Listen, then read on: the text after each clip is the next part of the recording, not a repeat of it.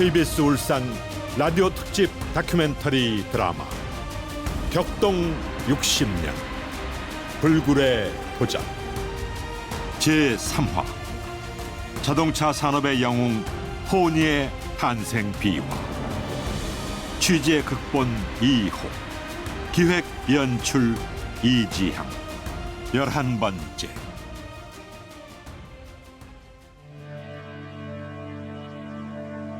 박 대통령의 표정이 굳어지기 시작했다. 눈빛이 무섭게 깔리고 있다는 것은 대통령의 심정 변화를 의미하는 것이라고 말했다. 엔진이 자동차의 핵심인데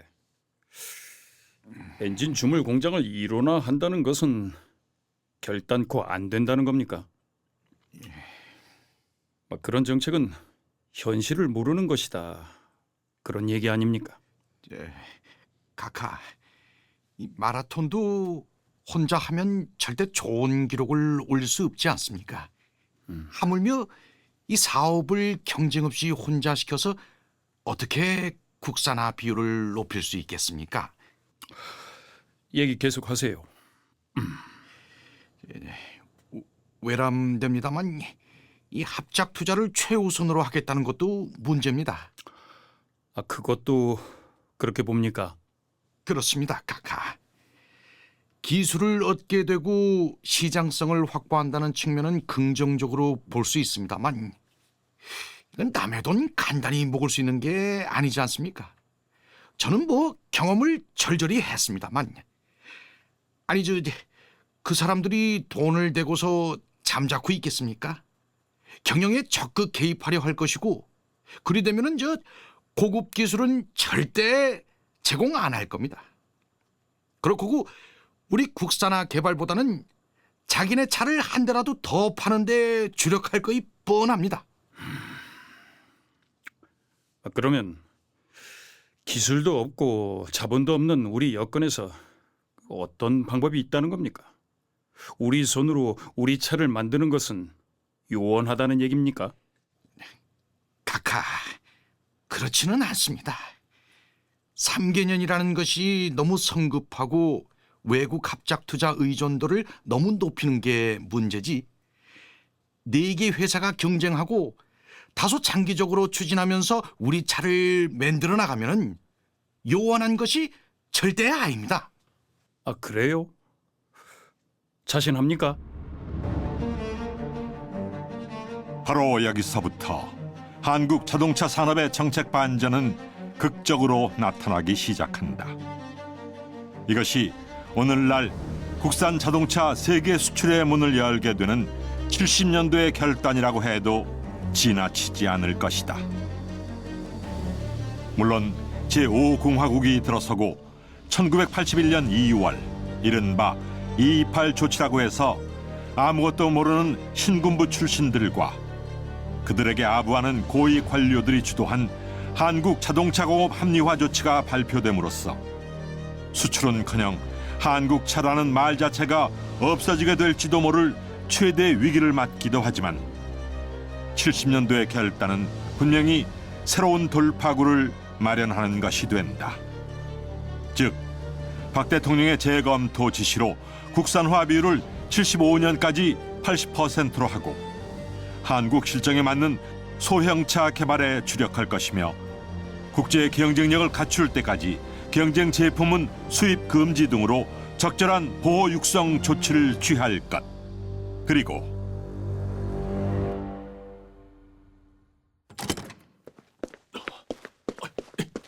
예, 부르셨습니까, 카카? 상공장관 즉시 들어오라 하시오. 예, 알겠습니다. 그리고 그 자동차 국산화 3개년 계획안 올라왔던 거 가지고 있어. 네, 보관하고 있습니다. 거기에 정부가 적극적으로 재정 지원한다는 내용 있어요, 없어요? 예, 죄송합니다. 정확한 기억은 없습니다만 그런 내용이 없었던 것으로 압니다. 경제부총리도 올라오라 하시오.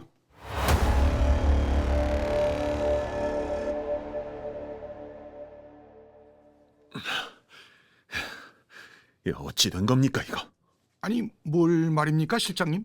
각하 앞에서 무슨 얘기를 했는데 이 난립니까? 아니 무슨 얘기는요? 그냥 저 일테면은 선진국에서는 이렇게 저렇게 하고 있습니다. 그런 말씀만 드렸습시오. 자동차 얘기는 안 하기로 했지 않습니까? 아니 저 각하께서 먼저 물으시는데 어째 얘기를 안 드립니까?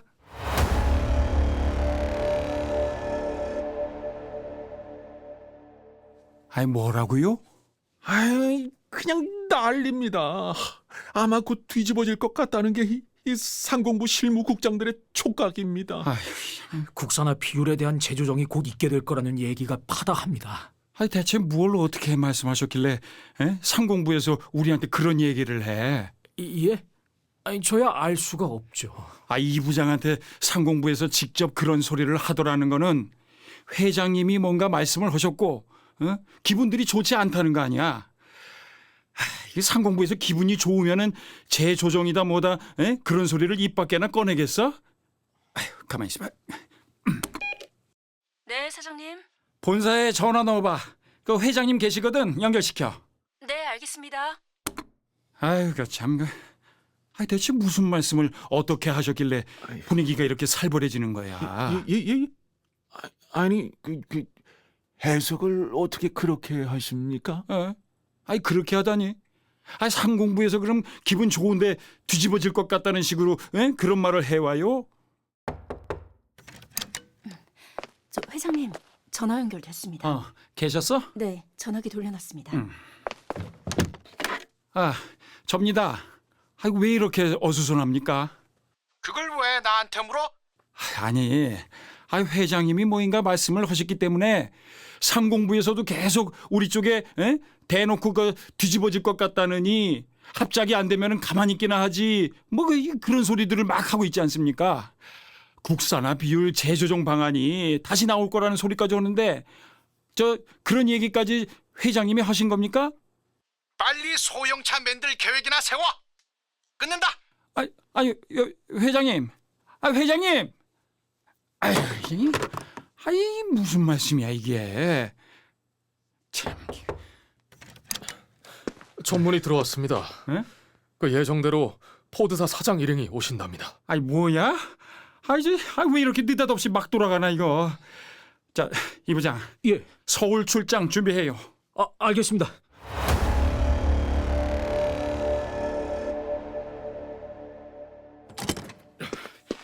저 사장님, 큰일 났습니다. 방송 들으셨습니까? 아이 방송이라니 무슨 소리요 그게? 상공부의 움직임이 숨가쁘게 조정 국면을 보이고 있을 무렵인 1970년 4월 일본과 기술 제휴를 하고 있거나 합작을 협의하고 있던 산업체에게는 벼락 같은 선언이 터지고 있었던 것이다. 이른바 저 원다이 주운내 사원칙이 그것이었다.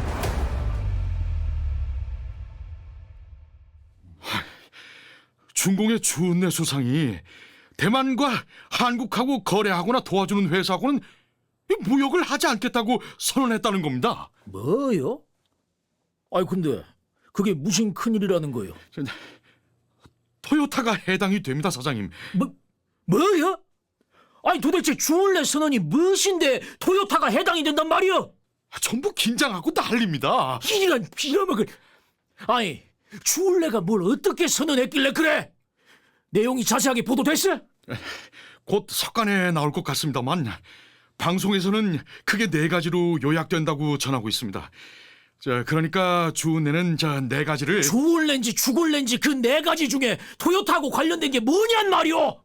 토요타만을 지적하는 게 아니고 일본 전체에 해당하는 겁니다.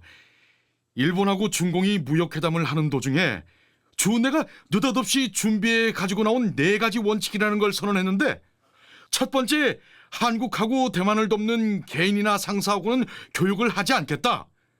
한국과 대만에 투자하는 개인이나 회사하고는 무역하지 않는다.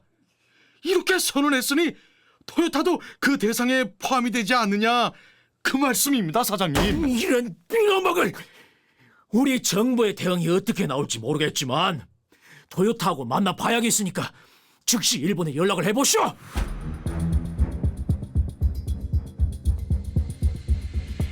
당시 중공의 수상 주울레 사원 측에 대해 정부로서 특별한 대책이 세워진다는 것은 기대할 수 없었다.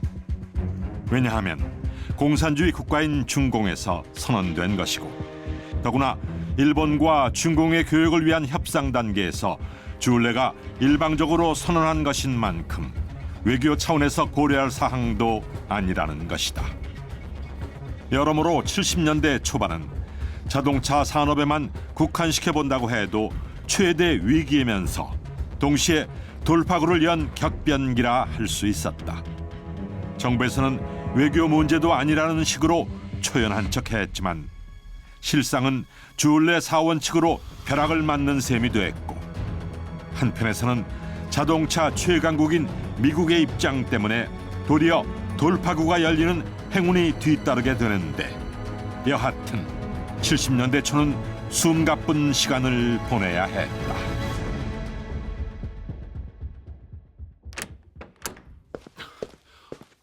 찾으셨다고? 네, 기다리고 계십니다. 주 사원 측의 충격은 기아 산업에도 마찬가지의 하중으로 파급되고 있는 셈이었다.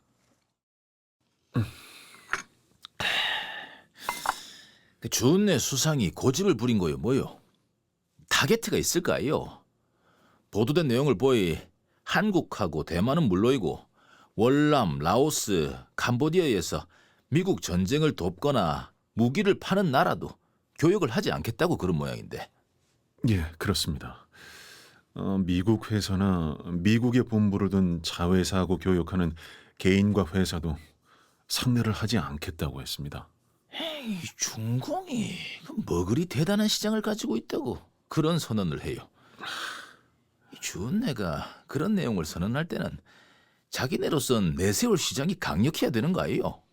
물론 현 상태에서는 보잘것없다고 보여집니다만 장기화된다면 장차 어떻게 될지 모르고 잠재력이 있지 않겠느냐는 시각이 대부분입니다. 그래 되면은 우리 자동차 업계는 어찌 되는 거요? 매우 신중하게 관망하고 있습니다. 그리고 정부에서 지금 엔진 공장 일원화 방침도 곧 철회시키지 않겠나 하는 소문이 구체적으로 나오고 있기 때문에 한마디로 어떻게 될지 단정키가 어렵습니다. 문제구만. 이게 문제요 이거. 분명히 한국 입장에서는 꼼짝을 할 수 없는 상황이었다. 자본도 기술도 없는 형편에서 당장 일본이 외면을 하고 중국 선언에 동조하고 나선다면 그 타격은 엄청날 수밖에 없을 지경이었던 것이다. 청와대도 긴장감이 여실히 나타나고 있었다. 이봐, 밖에 있어요? 네, 실장님. 네, 실장님. 비상 해제될 때까지 외부 전화 없다 그래요. 알겠습니다. 오늘 외무, 상공, 기획원, 그리고 어디요? 재무부입니다. 10분 뒤에 시작된다고 빨리들 올라오시라 그래요. 네, 알겠습니다. 근데 신진 김창원 사장님께서 10여 분 전부터 수화기를 들고 계십니다. 뭐야? 이게 참... 연결해요. 네, 돌리겠습니다. 여보세요? 예. 많이 바쁘신 것 같은데 한 가지만 여쭤보겠습니다. 대체 정부 대책은 뭡니까? 지금 이 상황에서 특별한 대책이 뭐라고 어떻게 말합니까? 외무부 공식 발표가 지금으로선 전부예요. 아니, 정부에서 방향을 정하고 방침을 밝혀주셔야 우리도 대책을 강구하지요. 답답해서 하는 말입니다. 업체는 업체대로 제휴회사하고 타결을 봐야지. 정부에서 토요타하고는 어찌하고 어디하고는 어찌하고 그래야 말할 수 있겠습니까? 그것이 아니라 정부의 방향을 모르니까 우리가 대응책을... 일본도 지금 정부 차원에서 대응하지 못하고 있어요. 업체마다 상황이나 여건이 다를 건데 어째 전체적으로 방향을 잡겠습니까? 김 사장님은 토요타의 반응을 떠보는 게 좋지 않겠어요? 새로운 반응이 나오거든 상공부 이 장관한테도 좀 알려주시고. 미안하지만 회의 때문에 그만 끊겠습니다. 외부 전화 없다고 하랬잖아. 한국의 산업체 전반이 충격이었다. 미국 포드사하고 타협점을 찾지 못하고 있는 현대도 그 충격의 파장 속에서 휘청거리고 있는 것은 마찬가지였다. 다만 합작을 포기해도 좋을 정부의 자동차 산업 육성 방안이 다시 발표될 것 같다는 것에 신라 같은 기대를 걸고 있을 뿐이었다.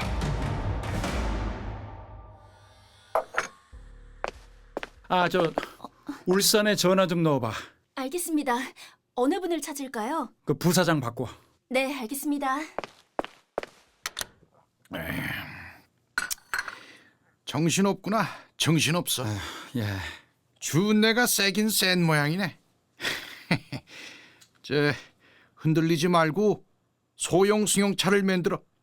그게 일테면은 세영이 네가 늘 주장하던 해외 시장 진출도 내다볼 수 있고 자본도 적게 들 거야 있냐? 저 말씀은 옳으신데요. 엔진 주물 공장 건설 문제가 매듭되지도 않은 상황에서 이 독자적으로 뭘 어떻게 할 수 있다는 겁니까? 그리고 소형차를 만들라는 말씀은 그 포드하고 합작하는 거를 포기하라는 말씀 아닙니까? 현대 간판을 내리자고 하는 놈들하고 무슨 합작을 해? 그놈들 수작이 에? 지금 현대를 먹겠다는 거야? 지금이 어느 때인데 50년대 수작을 부리고 있어? 저 회장님, 결과적으로 보면 그쪽 주장이 그렇게 됩니다만 협의 과정에서 회사 이름이야 그대로 둘 수도 있지 않겠습니까? 그 문제는 투자 비율. 야 임마! 이양삽이 나는 눈치만 가지고도 13대 1까지 싸워 이겼다는 놈이 아니 그래 그놈들 속을 보면서도 그딴 소리야? 이름 그대로 두면은 그게 우리 것도 해. 결국 그놈들이 간판을 내리자고 하는데 투자를 적게 하려고 하겠어? 난 그걸 시방 말이라고 하냐? 투자를 50% 이상 하겠다고 나오는 거는 회사 경영권을 쥐겠다는 거인데 아니 뭐 이가 협상에 따라 간판을 그냥 둬? 그렇다고 그 엔진 공장을 경쟁 회사에 빼앗길 수는 없는 거 아닙니까? 아니 재수없는 소리 하지 마라. 빼앗기기는 누구한테 뺏겨? 합작 투자를 최우선으로 하겠다는데 포드를 포기하면은 결국은 심사에서 탈락될 거 아닙니까? 그렇게 되면은 경쟁사에서 먹는 거지 뭐 별 수 있어요? 내가 대통령하고 나눈 밀담을 너희들한테 공개하란 말이냐? 예? 곧 알게 돼. 이게 무슨 소린가?